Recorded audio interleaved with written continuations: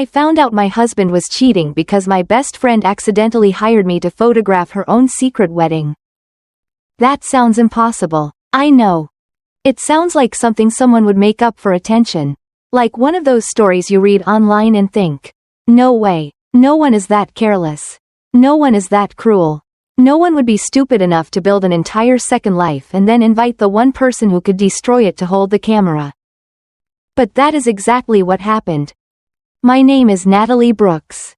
I was 36 years old, married for 11 years, and at the time, I believed I had a quiet, stable life, not perfect, not exciting in the way people post about online, but steady, real, the kind of marriage where you know what side of the bed belongs to you, what your husband orders when he is too tired to read the menu, and how his voice changes when he is pretending not to be stressed. My husband, Evan, was a financial advisor, clean shirts, calm voice, expensive watch, the kind of man people trusted because he looked like he had never lost control of anything in his life. My best friend, Lauren, was the opposite. She was warm, loud, dramatic, always late, always laughing, always saying life was too short to be boring. I loved them both. That was the part that made it so hard to breathe later. Because this was not a stranger. This was not some woman from his office whose name I barely knew. This was Lauren, who stood beside me at my wedding in a pale blue dress and cried harder than my mother. Lauren, who called Evan, brother-in-law by friendship. Lauren, who held my hand in the hospital when I had a miscarriage at 32 and Evan had to leave for an emergency client meeting. Lauren, who had a key to our house. Lauren, who knew where we kept the spare blankets, which mugs were mine, which side of the couch Evan liked, and exactly how many times I had wondered if my marriage had become too quiet. She knew everything, and apparently, she used all of it. The booking came in on a Tuesday morning. I remember because I was editing photos from a small backyard wedding. Drinking cold coffee, wearing one of Evan's old college sweatshirts because the studio heater was broken again.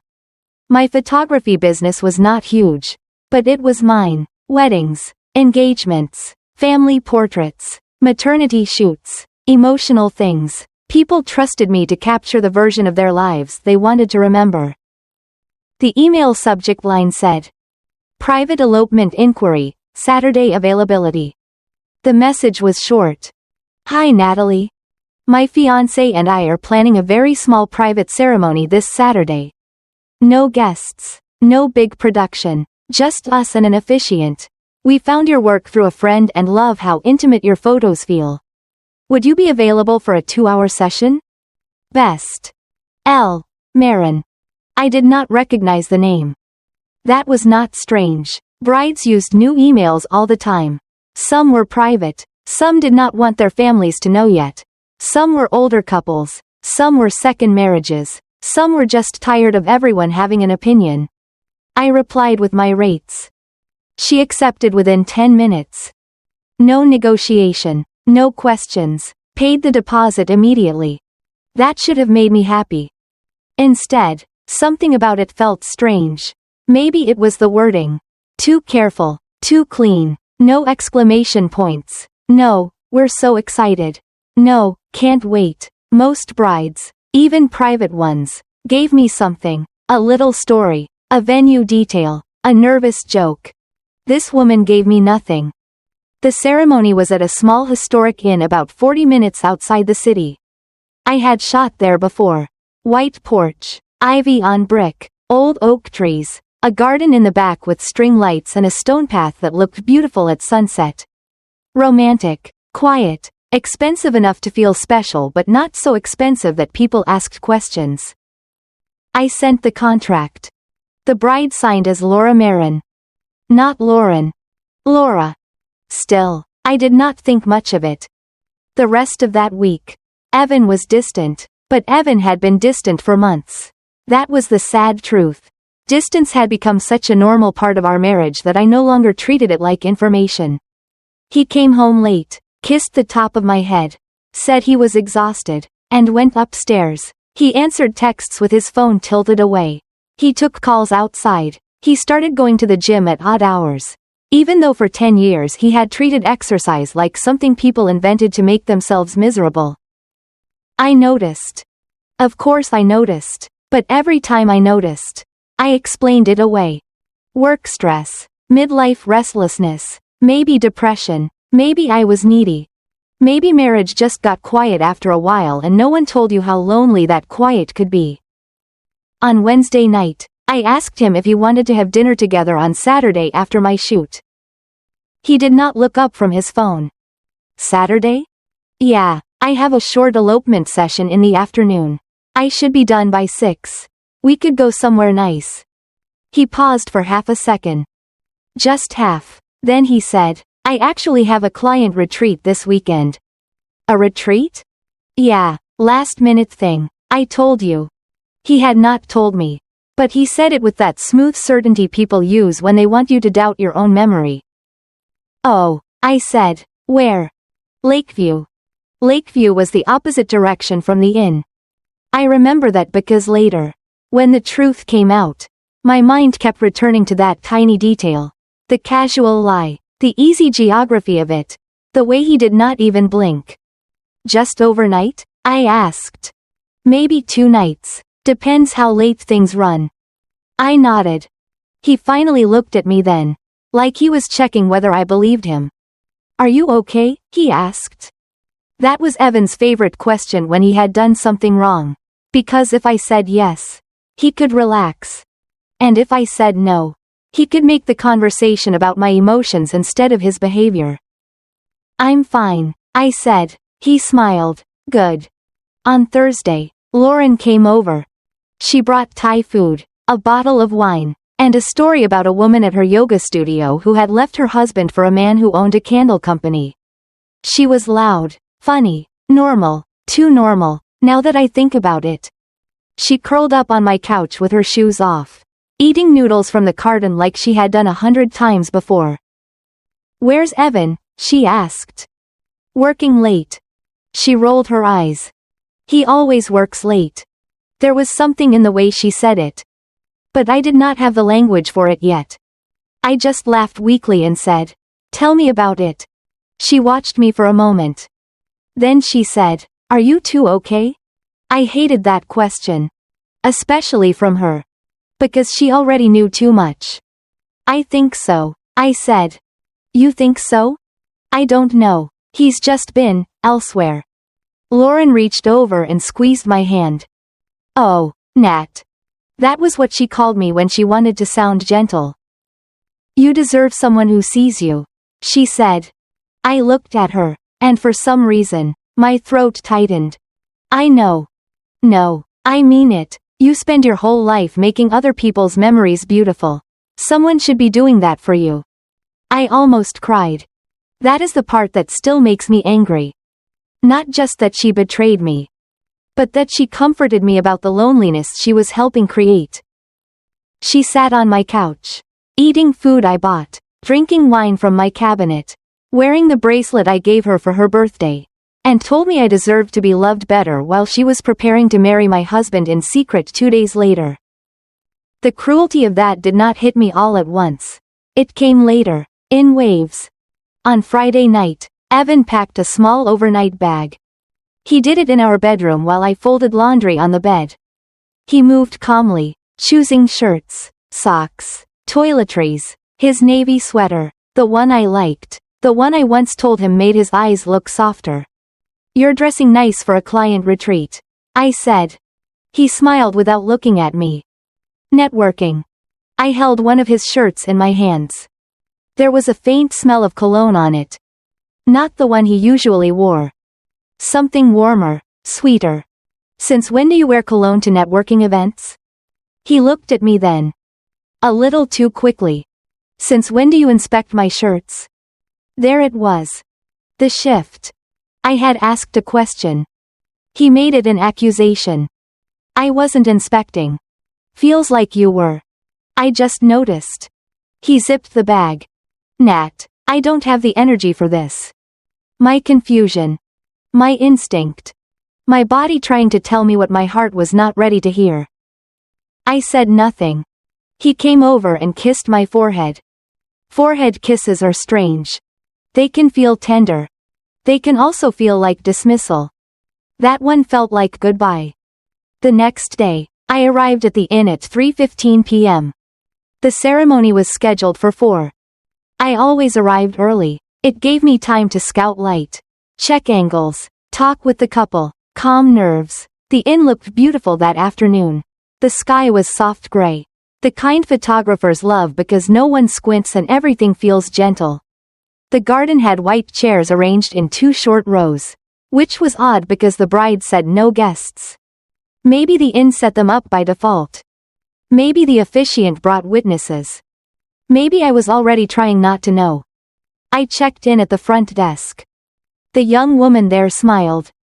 "You're here for the marriage ceremony?" "Yes. They're in the garden. Bride is upstairs finishing up. Groom should be down soon." My stomach tightened. Not because I knew. Just because something about the day felt too staged. Like walking into a room where everyone else had rehearsed except me. I went into the garden and took test shots. The officiant was there. A woman in her 50s with silver hair and kind eyes. There were flowers on the arch. White roses and eucalyptus. Simple, elegant. Lauren's favorite. I froze for half a second when I noticed that. Then I told myself white roses were common. Eucalyptus was common.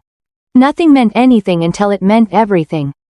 At 3:47, I heard laughter from inside the inn. A man's laugh. Low, familiar.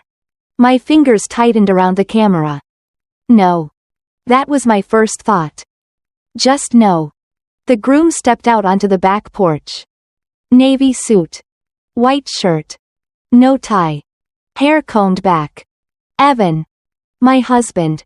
For a few seconds, the world did not become dramatic. It became very clear. Too clear. I could see the shine on his shoes. The watch on his wrist. The small crease near his mouth. The way he looked toward the stairs with nervous excitement. Like a man waiting for the woman he loved. Not guilty. Not trapped. Excited. That was what broke something in me. He was not being pulled into anything. He was not confused. He was happy. I took one step back behind the side of the porch, partly hidden by a column. My camera hung from my neck. My heart was beating so hard I could feel it in my ears. I should have left. I should have walked straight to him and said his name. I should have screamed. I should have thrown the camera at his feet and asked him what kind of man hires his own wife to photograph his second wedding. But I did none of that. Because then the back door opened again. And Lauren stepped out. Not in a big wedding dress. That would have almost been easier. No. She wore a simple ivory slip dress. Her hair pinned loosely, small pearl earrings, holding a bouquet of white roses like she had not sat on my couch 2 nights earlier telling me I deserved better. She looked beautiful. I hate that she looked beautiful. Evan looked at her like he had been waiting his whole life. Lauren laughed softly and said, "Don't look at me like that. You'll make me cry before the photos." Evan reached for her hand. "You sure she won't recognize the name?" Lauren smiled. "She won't. Natalie trusts me." I stopped breathing. Not because of the affair. Not because of the dress. Because of that sentence. Natalie trusts me. Like my trust was a tool. Like my love was part of their plan. Evan glanced around.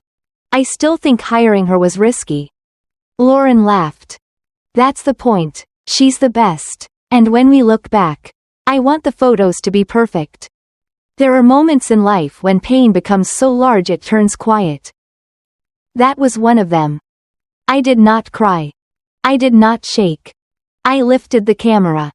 And I started shooting. The first photo I took was of their hands. His wedding ring still on his finger. Her fingers wrapped around his. My ring, technically, still matched his. That detail felt almost funny. Almost. The ceremony lasted 11 minutes. I know because I checked the timestamp later. 11 minutes to watch my husband promise a future to my best friend while still legally married to me. It was not a legal wedding. I learned that later. No license. No paperwork filed. A commitment ceremony. They called it. A symbolic beginning. Something private before they went public. The right way. The right way. As if there was a right way to gut someone. The officiant spoke about second chances. Lauren cried. Evan cried too. I took every picture. Wide shot. Close up. Hands. Bouquet. Vows. The kiss. Especially the kiss. Not close enough to make it intimate. Just clear enough that no one could deny what it was. After the ceremony, Lauren wiped her face and turned toward me. For one perfect second, she did not recognize me behind the camera. Then she did. I watched the color drain from her face. Evan turned. His mouth opened. No sound came out. I lowered the camera. Congratulations, I said. My voice sounded normal. That scared me more than anything. Lauren whispered, Nat. Evan took one step toward me. Natalie, I can explain. I looked at him. Then at her. Then back at him. You already did. He blinked. What? I lifted the camera slightly. I heard enough. Lauren started crying immediately.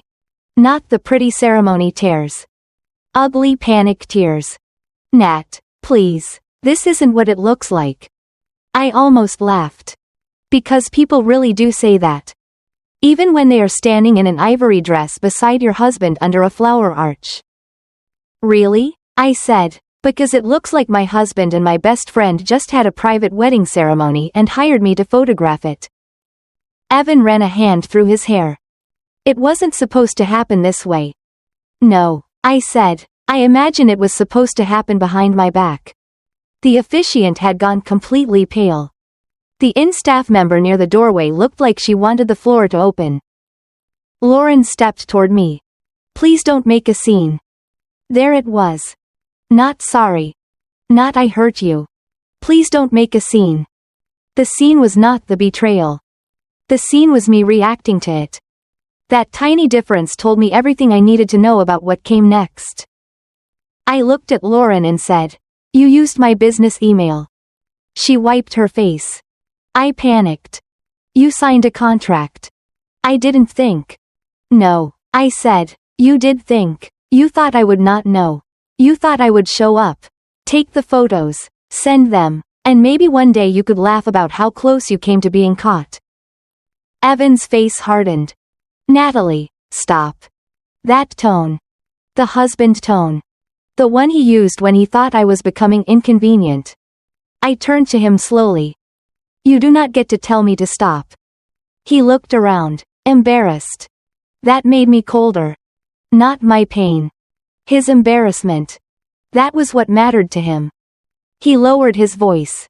Can we talk somewhere private? I looked at the garden. The flowers. The fake altar. My best friend in ivory. My husband with his ring still on. No. Natalie. No, I repeated. You both wanted me here. I'm here. Lauren covered her mouth. I never wanted to hurt you. I stared at her.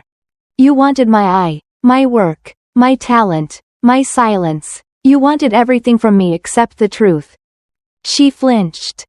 Good. I turned off my camera, removed the memory card, and placed it into the small case in my bag. Evan noticed. What are you doing? Protecting my work.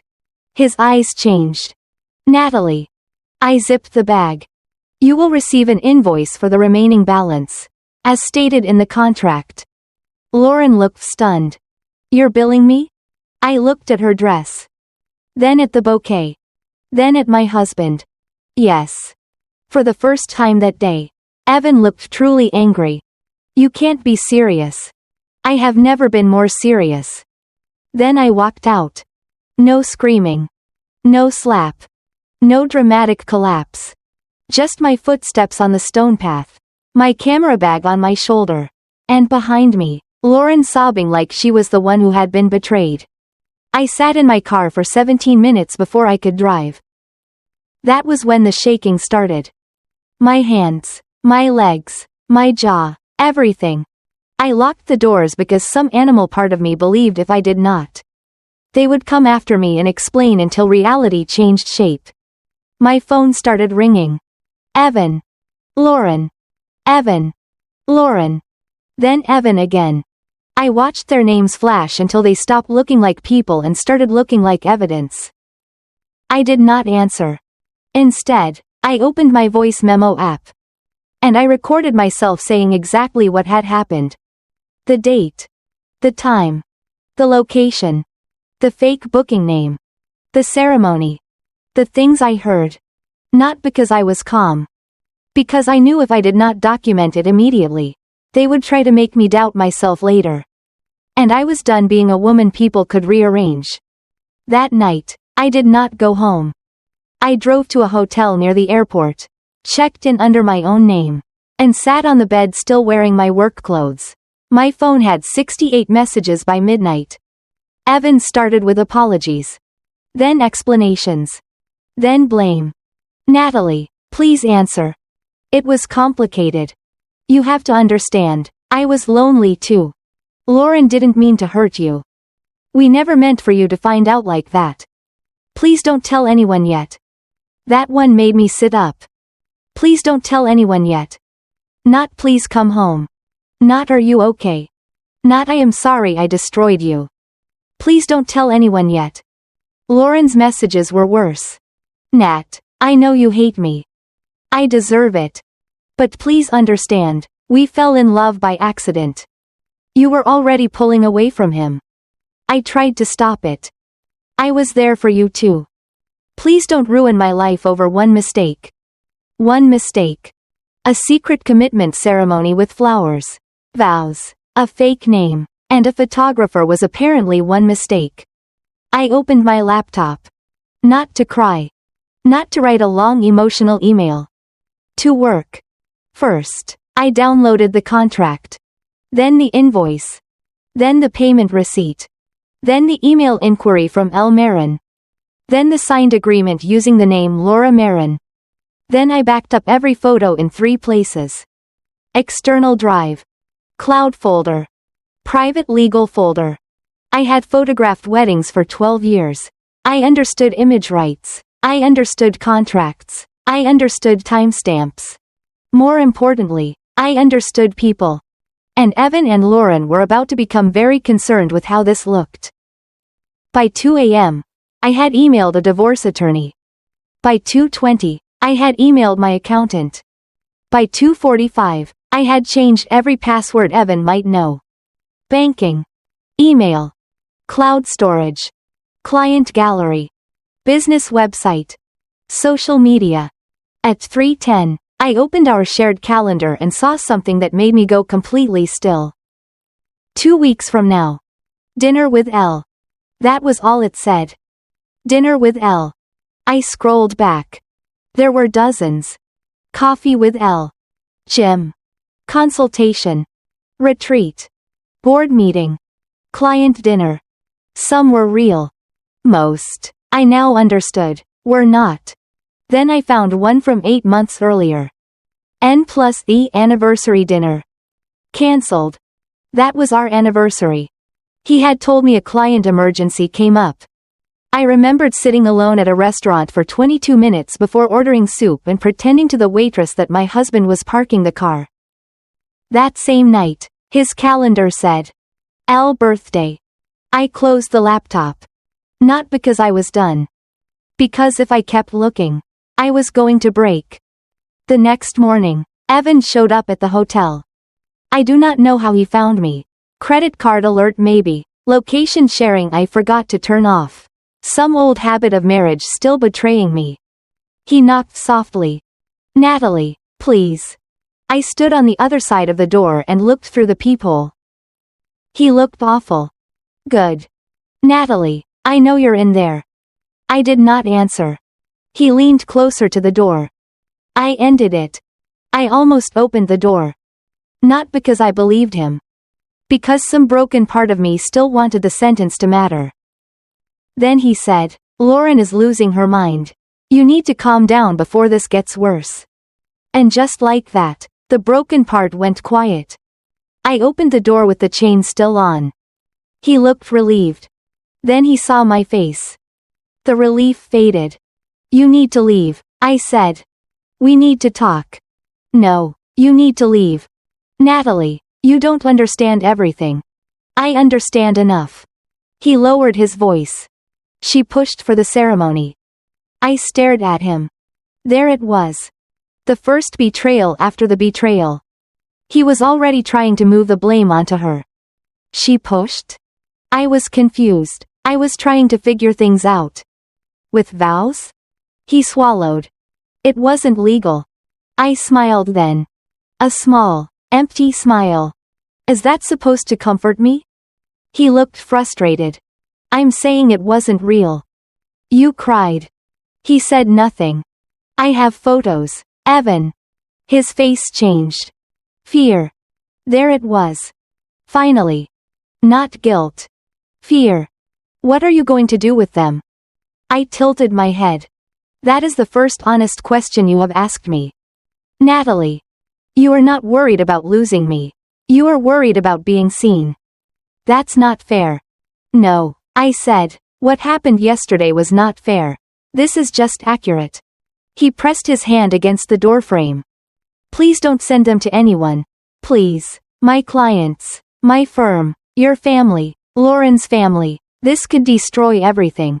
I looked at the man I had loved for half my adult life. The man who knew how I took my coffee. The man who once cried when our dog died. The man who had slept beside me while planning a second life with my best friend. Then you should not have built something that could only survive in the dark. I closed the door. This time, I locked every lock. The next morning, I woke up to silence. And for a few seconds, before my mind caught up with my body, I thought I was just on a work trip.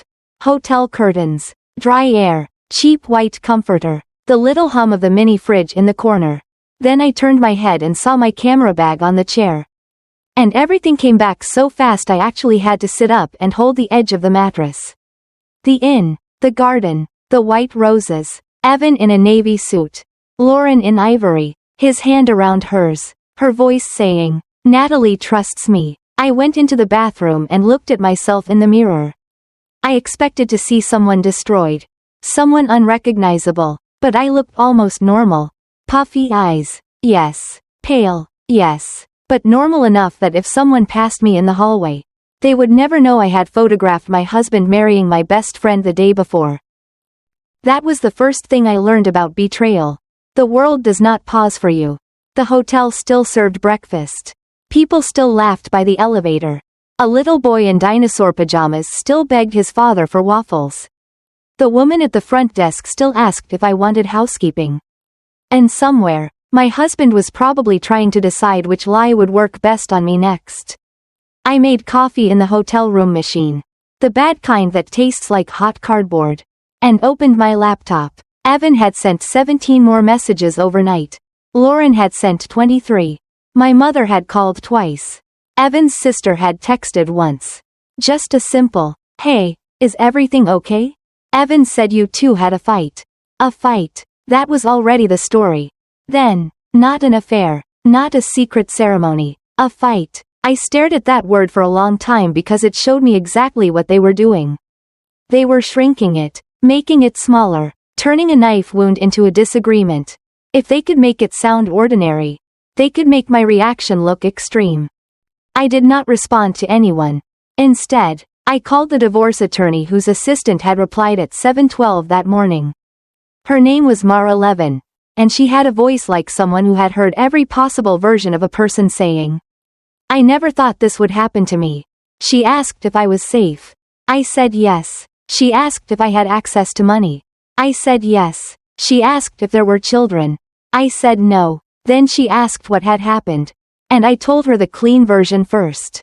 Husband having an affair, best friend involved, evidence available, possible financial concerns. She was quiet for a moment. Then said, when you say evidence available, what kind of evidence? I looked at the camera bag. Photos. I said, from their ceremony. Another pause. Their what? I almost laughed. Not because it was funny. Because even a divorce attorney needed a second to process it. I told her everything then. Not emotionally. Not all the details about Lauren on my couch or Evan's forehead kiss or the way he cried during fake vows he had no legal right to make.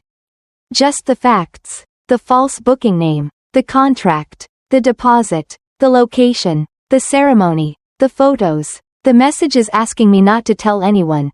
Mara did not interrupt much. She only asked precise questions. Was there a marriage license? Did I know whether any joint funds had been used? Did Evan have access to my business accounts? Did Lauren have any connection to my client base? Did Evan's financial firm have morality or disclosure clauses in its employment contract? That last question made me stop. I don't know. I said. Find out quietly. She said. Do not threaten him with anything. Do not post anything. Do not send the photos around. The calmer you are now, the more control you have later. I wrote that down on the hotel notepad. The calmer you are now, the more control you have later. It became the sentence I repeated to myself every time my hands started shaking.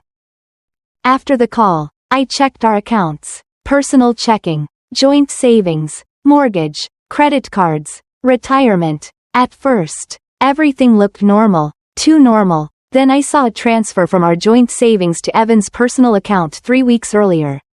$8,500. Description. Client travel reimbursement. I clicked into it. Then another. $3,200. 6 weeks earlier. Then $1,100. Then $4,700. Smaller amounts scattered over months. Always with boring labels. Travel. Reimbursement. Advance. Vendor. Nothing obvious enough to scare me if I had seen one alone. Together, they looked like footsteps, quiet ones, leading somewhere. I downloaded everything. Then I went deeper. Credit card statements. Hotel names I did not recognize. Restaurants Evan had never taken me to. A jewelry store charge from 6 months earlier. Not huge. $640. Not enough for an engagement ring. Enough for earrings. Or a bracelet. Or pearl earrings for a woman wearing ivory in a garden. I felt sick, but not surprised. That was the second thing I learned. Once the truth opens, it keeps opening. One door leads to another. One lie explains a weird moment from 3 months ago. Another lie explains why he was suddenly too tired on your birthday. Another explains why your best friend stopped coming over when he was home but kept asking what nights he worked late. Around noon, Lauren called from a blocked number. I answered because I wanted to hear what kind of person she was going to become now that she had been caught. Her voice came through small and breathless. Nat, please don't hang up. I sat at the little hotel desk and looked at the wall. You have 2 minutes. She started crying immediately. I know you hate me. I know you should. I hate myself. I said nothing. She sniffed. It wasn't supposed to go this far. That sentence made something in my chest go cold. How far was it supposed to go? She did not answer right away. I don't know. No. I said. You do know. You planned a ceremony. It was symbolic. You wore a dress. Nat. You hired me. Silence. Then, quietly, Evan didn't want to. I closed my eyes. There it was. Her version. He didn't want to hire me? He said it was too risky. But you wanted perfect photos. She cried harder. I wanted something that felt real. I opened my eyes. You wanted my work to make your betrayal look beautiful. She made a sound like I had slapped her. That's not fair. Lauren, you stood under flowers with my husband while he was still wearing the ring I put on his hand. She whispered. He said your marriage was over. My laugh came out flat. That's funny. He forgot to mention it to me. She started talking faster then. Like if she could pour out enough words. One of them might become a rope. She said they had been lonely. She said it started emotionally. She said Evan felt unseen. She said I was always busy with work. She said she tried to step back. She said he kept coming back. She said they loved each other. She said love was messy. She said she never meant to take anything from me. That one almost got me. You took my husband. I said. You took my trust. You took my friendship. You took private things I told you and used them to make yourself feel chosen. Don't tell me you didn't take anything. She went quiet. Then she said the thing that changed everything. Not because it hurt the most, but because it revealed the most. You don't understand what it's like to always be second to you.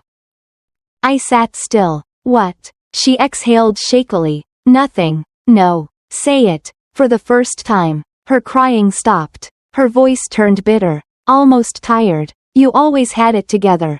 The marriage, the house, the business, the way people respect you. Even when you were sad, people cared. Even when you lost the baby, everyone rallied around you. I was there too, Natalie. I was always there, but nobody ever looked at me the way they looked at you. I stared at the desk, at the cheap pen, at my own handwriting from the attorney call. So you wanted my life?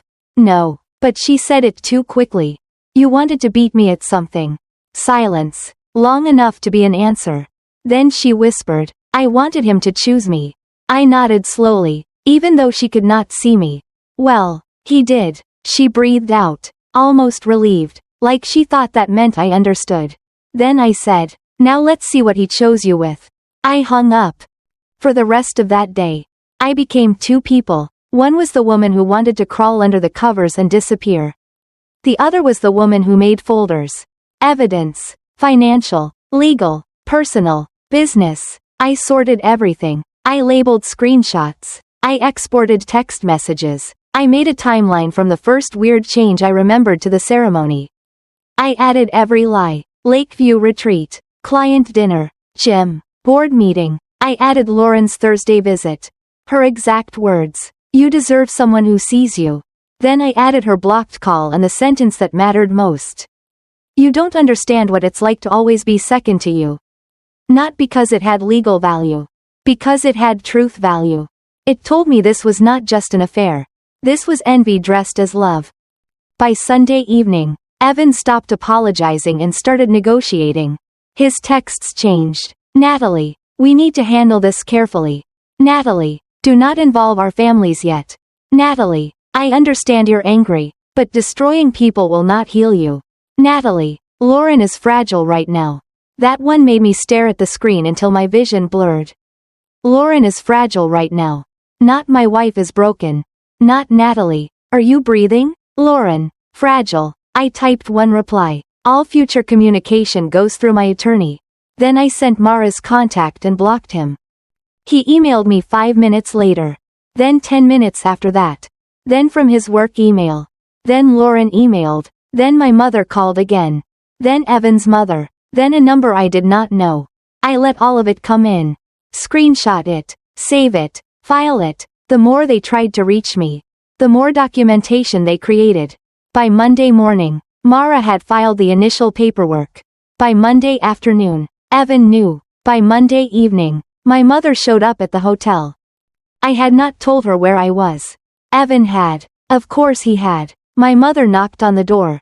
And when I opened it, she had the face she used at funerals. Soft. Tragic. Already exhausted by pain that was not hers. Natalie, she said, pulling me into a hug before I could stop her. I stood there with my arms at my sides.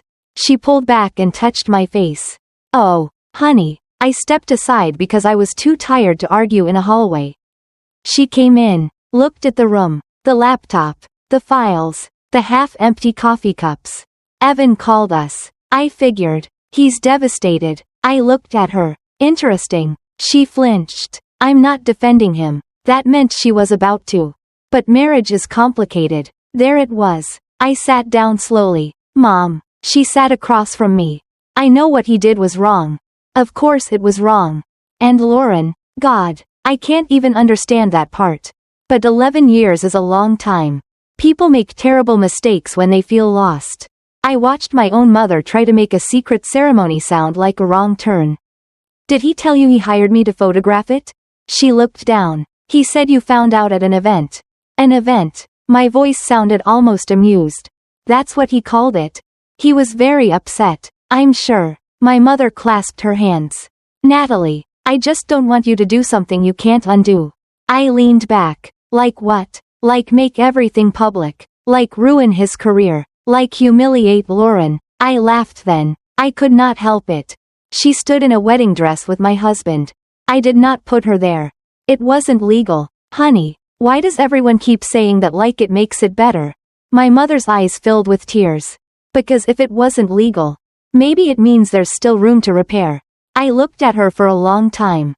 Repair what? The marriage he held a funeral for without inviting me? She cried. I did not. That surprised both of us. She stayed for 40 minutes. And in those 40 minutes I learned how quickly people become uncomfortable when the betrayed person refuses to perform pain in a way they recognize. If I had sobbed, she would have known what to do. If I had screamed, she could have called me unstable. But my calm made her nervous. Before she left, she said, "Just promise me you won't send those photos to anyone." I walked her to the door. "Mom, did you come here to check on me or protect him?" She looked wounded. "That's not fair." I smiled sadly. "Everyone keeps saying that to me." Then I closed the door. On Tuesday, Lauren's mother called me. I had known Diane Marlowe for 15 years. She sent me Christmas cards. She once asked me to photograph her anniversary party. She always called me, "Sweet girl." When I answered, she was already crying. "Natalie, sweetheart, I am so sorry." For the first time in days, something in me softened. "Thank you. I don't know what got into Lauren. She's not herself." She said, "You're threatening to ruin her." There it was again. Softness with a hook inside. "I haven't threatened her." She said, "You have photos." "I do." Diane lowered her voice. "Please delete them." I closed my eyes. "No. Natalie, please. Her father has a heart condition. Her job could be affected. She made a mistake. A terrible mistake. But she is not a bad person." I thought about Lauren's voice saying she was always second to me. I thought about her ivory dress. I thought about her saying she wanted something real. "Diane," I said carefully, "your daughter used a fake name to hire me to photograph a commitment ceremony with my husband." She did not stumble. She planned. Diane was quiet. Then she said, very softly, "She told me you and Evan were separated." And there it was. Another lie. But not one that surprised me. I opened the folder, clicked on a photo, and stared at Evan's ring. We were not. Diane inhaled sharply. Oh, that one small sound told me she had believed her daughter until that second. "I'm sorry," she whispered. This time, it sounded real. I almost felt sorry for her. Almost. Then she said, "What are you going to do?" I looked at the photo on my screen. Lauren smiling at Evan under the arch. Exactly what they should have done months ago. I said, "Tell the truth." I did not post the photos. Not then. That was what everyone expected. And because they expected it, it would have been easy to make me the villain. Angry wife goes public. Bitter woman destroys lives. Photographer uses private client images for revenge. No, I was not going to hand them a clean story. Instead, I sent 3 things through Mara. First, the divorce filing. Second, a formal notice preserving financial records. Third, a private demand that Evan disclose all marital funds spent on Lauren. Travel, gifts, hotels, meals, and the ceremony. Mara called it standard. Evan called it cruel. His attorney called it aggressive. I called it math. The financial disclosure cracked the whole thing open. Evan had not just spent money on Lauren. He had used money from the joint savings account we had built for a second round of fertility treatment. That was the part one could not read standing up. I had to sit on the hotel floor with the paper in my hand. $8,500. The transfer I saw. Not client travel. Not reimbursement. A payment toward the inn. The flowers. The dress. And a private weekend package. My body went cold in a way I had never felt before. The money we saved while I cried in bathroom stalls after doctor appointments. The money I earned photographing other people's babies and weddings and anniversaries. The money I thought was waiting for Hope. He had used it to stage a fake wedding with Lauren. That night, I broke for the first time. Not elegantly, not quietly. I cried so hard I scared myself. I cried for the baby we lost. I cried for the years I spent blaming my body while Evan blamed me quietly in other ways. I cried for the version of Lauren who held me at the hospital. I cried because she knew exactly what that money meant. She knew. She had sat beside me when I said maybe we should try again. She had squeezed my hand and said, "You'd be such a good mom, Nat." Then she let him spend that money on her dress. The next morning, I stopped shaking. That was the third thing I learned. Sometimes grief burns so hot it turns into clarity. I called Mara. I want every dollar accounted for. She said, good. I said, and I want the house. She said, that may be possible. I said, and I want Lauren named where she needs to be named. Mara paused. Natalie, alienation claims are difficult and not always worth the cost. I don't care about punishing her through court. I said, I care about making sure she cannot hide behind being a stranger to this marriage. Mara was quiet, then said, understood.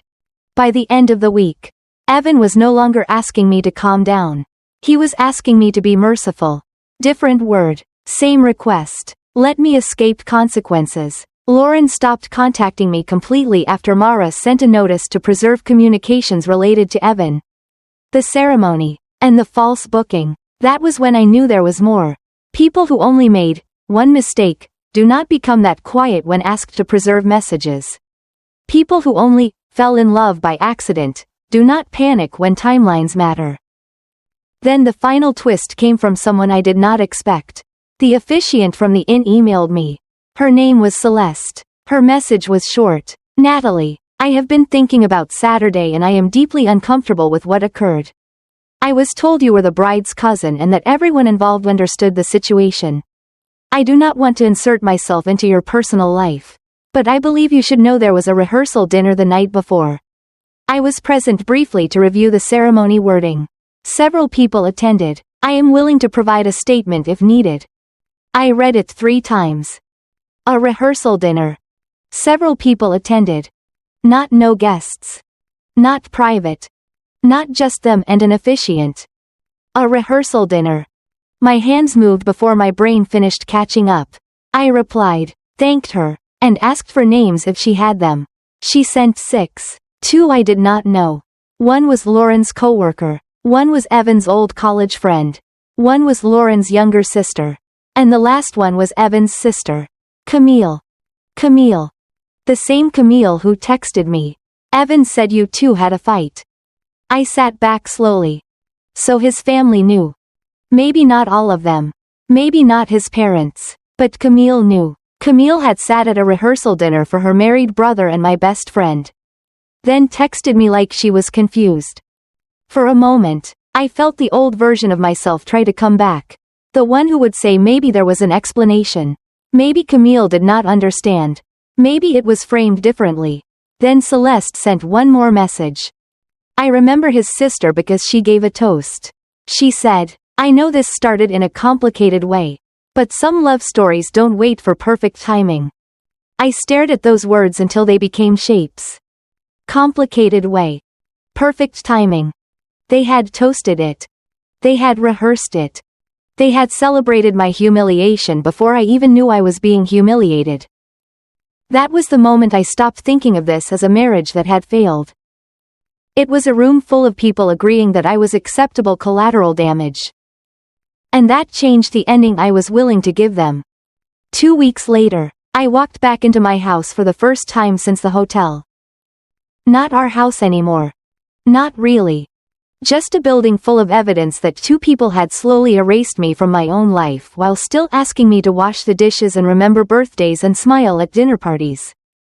Mara had advised me not to go alone. So she sent someone from her office to accompany me while I collected personal belongings and documents. Evan had agreed to stay out during the scheduled time. Apparently he was trying to give me space. Space. That word almost made me laugh.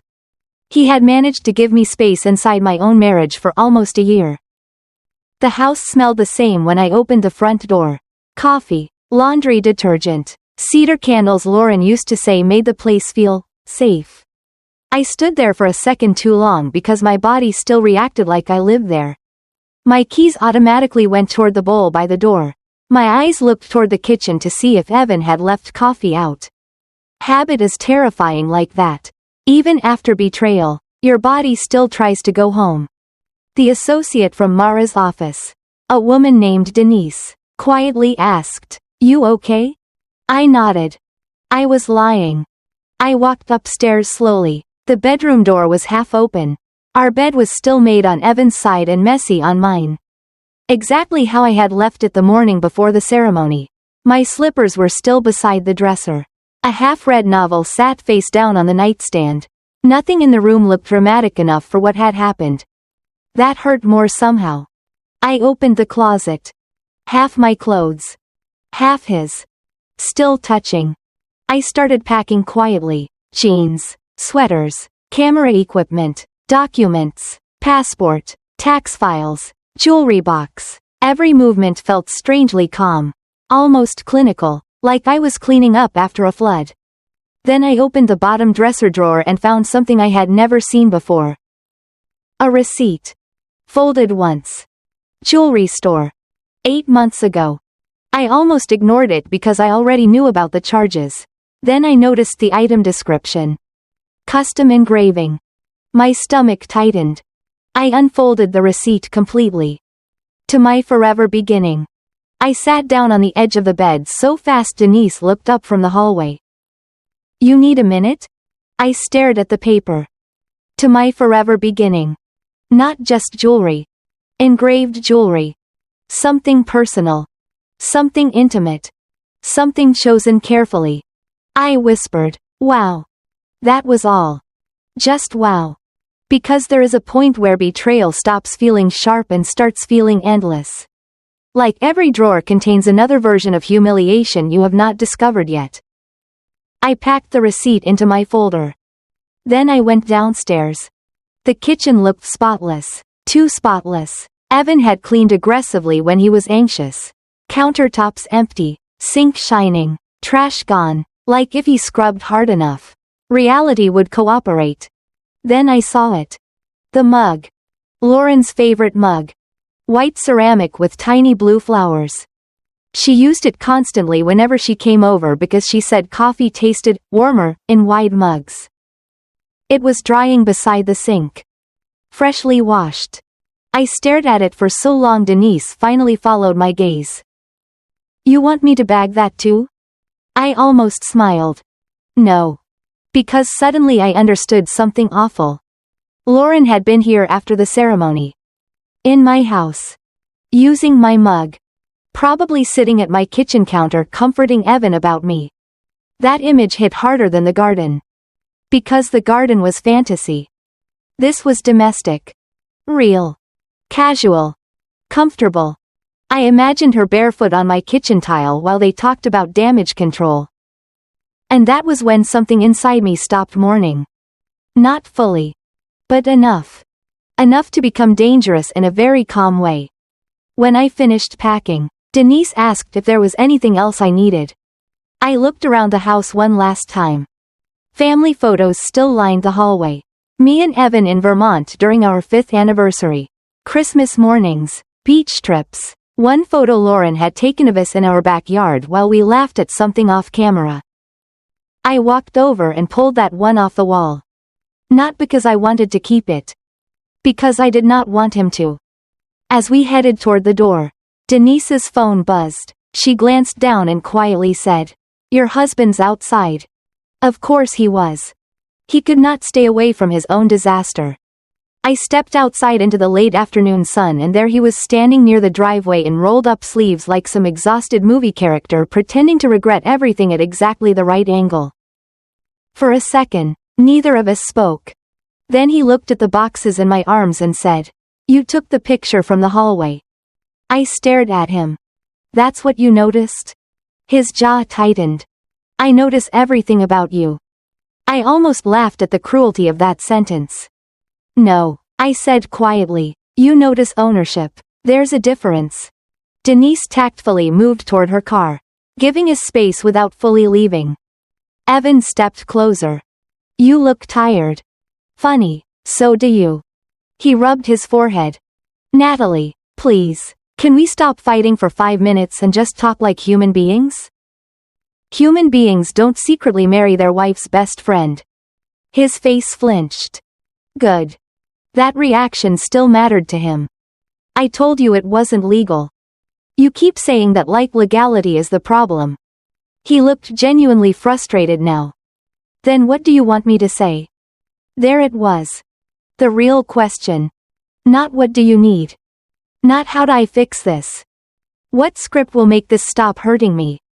I shifted the box in my arms. I want you to stop talking like this happened to you. Silence. Cars passed slowly down the street. Somewhere nearby, a dog barked twice. Completely ordinary sounds around a completely ruined life. Evan looked at me carefully. You think I'm not hurting? I looked at him for a long moment. Then I said something I had not admitted even to myself yet. I think you're grieving consequences. Not me. That landed. I saw it. Not because he denied it. Because he couldn't.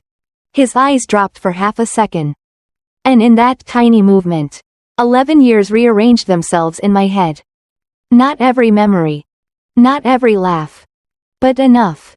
Enough for me to finally understand that love and selfishness can exist in the same person at the same time. That was the terrifying part. Evan was not a monster all the time. If he had been cruel constantly, I would have left years ago. No. He was attentive when it benefited him, loving when life was easy, supportive when it cost him nothing. He knew exactly how to make me feel safe right until the moment safety became inconvenient. Natalie, he said softly, I did love you. Did. Past tense.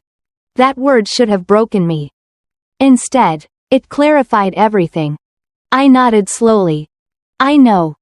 His expression shifted, confused by my calm. I think that's what makes this so ugly. I continued, you loved me enough to know exactly how badly this would destroy me.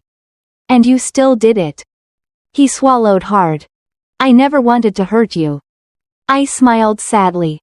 And yet you built an entire secret life that depended on me staying blind. Neither of us spoke after that. Because there was nothing left to translate. I got into Denise's car and left. 3 days later, the story exploded anyway. Not because of me. Because of Camille. Evan's sister. Apparently guilt finally caught up with her after the rehearsal dinner toast became part of the legal timeline. She called me late Thursday night, crying so hard I could barely understand her. I'm sorry, she kept saying, I'm so sorry. I sat at my temporary apartment desk listening quietly while rain hit the windows. How long did you know? I finally asked. She inhaled shakily. 4 months. 4 months. 4 months of family dinners. 4 months of eye contact. 4 months of watching me hug Lauren goodbye. And you said nothing. I thought he was going to leave you first. I closed my eyes. There it was again. The sequencing. Like betrayal becomes cleaner if paperwork happens before sex. He told us your marriage was already over emotionally. Emotionally over. One of those phrases people use when they want permission before consequences. Camille kept crying. I didn't know about the ceremony until the week before. I swear. But you still came. Silence. Then, quietly, yes. I looked out the rain-streaked window. Why are you calling now? Her answer came out broken. Because Lauren posted the ring. I sat up straighter. What? She posted a picture tonight on her private Instagram. Someone screenshotted it. People are talking. Cold moved through my chest slowly. Not panic. Recognition. Of course Lauren posted. Of course she couldn't resist turning secret validation into public performance. What exactly did she post? Camille hesitated. A picture of her hand holding his. You can see his wedding ring still on. And the bracelet. The engraved one. To my forever beginning. I whispered. Camille started crying harder. I didn't know he used your fertility money. That stopped me. How do you know about that? Another silence. Too long. Then she said quietly, because Lauren joked about it at the rehearsal dinner. Everything inside me went still. What? She didn't say it directly. She said something like, well, technically Natalie paid for the flowers. So she's involved spiritually. I stopped breathing. Camille whispered, horrified now by her own memory. People laughed. I pressed my hand against my mouth. Not because I was about to cry. Because I thought I might throw up. People laughed. A whole table of adults laughed while my husband's mistress joked about using my fertility savings to finance their secret ceremony. And suddenly, every instinct to protect anyone vanished. Not revenge. Not rage. Just absence. The complete disappearance of mercy. The next morning, Mara filed an emergency financial motion regarding misuse of marital assets. Then she looked at me across her office desk and asked carefully, "Natalie, are you prepared for this to become public?" I thought about the rehearsal dinner. The toast. The joke. The flowers. Lauren's private Instagram post. Then I thought about the photo still sitting safely in my encrypted folder. Evan and Lauren kissing beneath the arch. His wedding ring visible. Her bouquet lifted against his chest. Beautiful light. Perfect composition. Devastating truth. "I'm not the one who made it public," I said quietly. Mara nodded once. Understood. The leak happened 2 days later. I still do not know exactly who did it. Maybe Camille. Maybe one of the rehearsal guests. Maybe someone in Lauren's friend group. Maybe Lauren herself accidentally showed the wrong person. But by Sunday afternoon, the photo existed outside my control. Not all of them. Just one. The kiss. No names attached initially. Then names. Then screenshots. Then speculation. Then confirmation. Evan's financial firm placed him on immediate leave pending internal review. Lauren's nonprofit suspended her. Her Instagram disappeared within hours. Evan called 31 times that night. 31. I answered the 32nd. His voice came through raw and furious. "Did you leak them?" I leaned back on my couch. "No. You're lying. I didn't need to. You destroyed my life." There it was again. Not "we destroyed our marriage." Not "I betrayed you." "You destroyed my life." I laughed softly. And for the first time since the hotel, the sound had actual humor in it. "Evan," I said, "you held a wedding ceremony while still married to me. It wasn't legal." He shouted it this time. I closed my eyes briefly. "That phrase is going to look incredible on your gravestone." Silence. Then heavy breathing. Then, quieter. I loved her. That hurt. More than I expected. Not because I did not know. Because hearing it out loud finally killed the last imaginary version of him still trying to survive in my head. I nodded slowly even though he could not see me. "I know. I didn't mean for it to happen." "You said that already." "I'm serious." "So am I." His voice cracked then. "What happened to us?" That question almost destroyed me. Because for one dangerous second, I remembered everything good. College football games on cheap couches. Road trips. The night we painted the nursery before we lost the baby. His hand in mine during storms because I hate thunder. All those tiny ordinary intimacies that build a marriage slowly enough you think they are permanent. My throat tightened. Then I remembered Lauren sitting on my couch saying I deserved better while sleeping with my husband. And just like that, the softness disappeared again.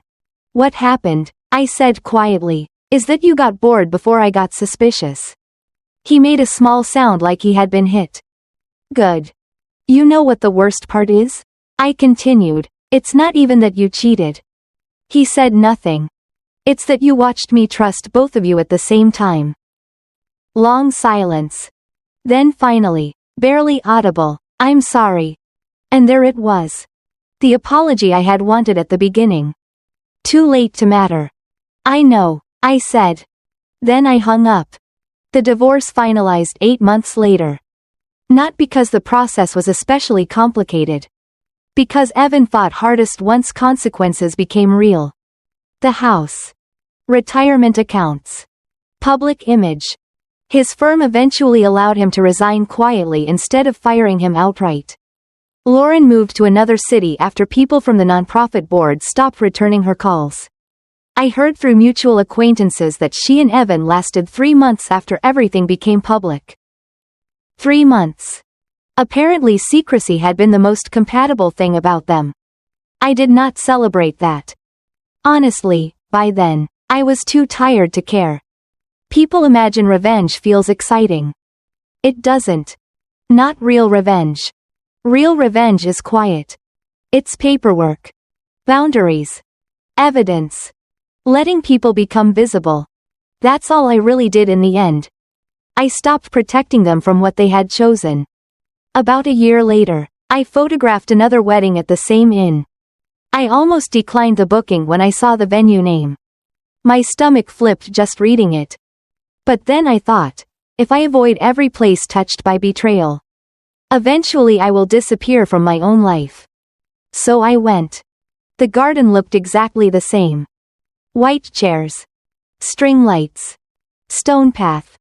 Except this time, when the bride walked toward the arch, she was holding her father's hand and crying real nervous tears, and the groom looked at her like he could not believe she existed. No secrets. No hidden spouse. No fake names. Just two people choosing each other honestly. Halfway through the ceremony, the bride whispered, "I'm shaking." The groom smiled and whispered back, "Me too." Simple. Real. I almost cried right there behind the camera. Not because I missed Evan. Because I finally understood what had actually been stolen from me. Not the marriage. The certainty. The assumption that love automatically makes people safe.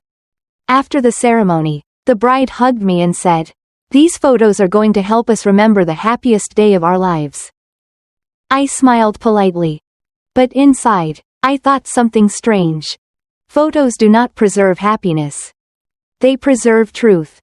Sometimes people just do not realize which truth they are capturing until much later. That night, I went home to my apartment, made pasta, watered my plants, and answered client emails. Quiet little things, ordinary things. My phone buzzed once while I was cleaning dishes. Unknown number. I almost ignored it. Then curiosity won. The message was short. "I saw your work got featured in Coastal Brides magazine. Congratulations. You always deserved more credit than you got. Lauren." I stared at the screen for a long time. No apology. No explanation. Just loneliness wrapped in politeness. I typed 3 words. Then deleted them. Typed another sentence. Deleted that too. Finally, I blocked the number without replying. Not because I hated her. Honestly, hate takes energy. And by then, I had finally stopped giving her mine. Later that night, I sat on my balcony with a blanket around my shoulders and thought about the woman I used to be before the hotel. Before the garden. Before the photos. She would have forgiven too quickly. Explained too much. Stayed too long. The version of me sitting there now understood something different. Some betrayals are not accidents. They are collaborations. Built slowly. Protected carefully. Fed by your silence. And sometimes the strongest thing you can do is refuse to keep carrying the shame for people who handed it to you in the first place. Evan and Lauren thought the cruelest part of their story was the affair. It wasn't. The cruelest part was that they trusted my love more than they respected it. And in the end, that trust was the exact thing that exposed them.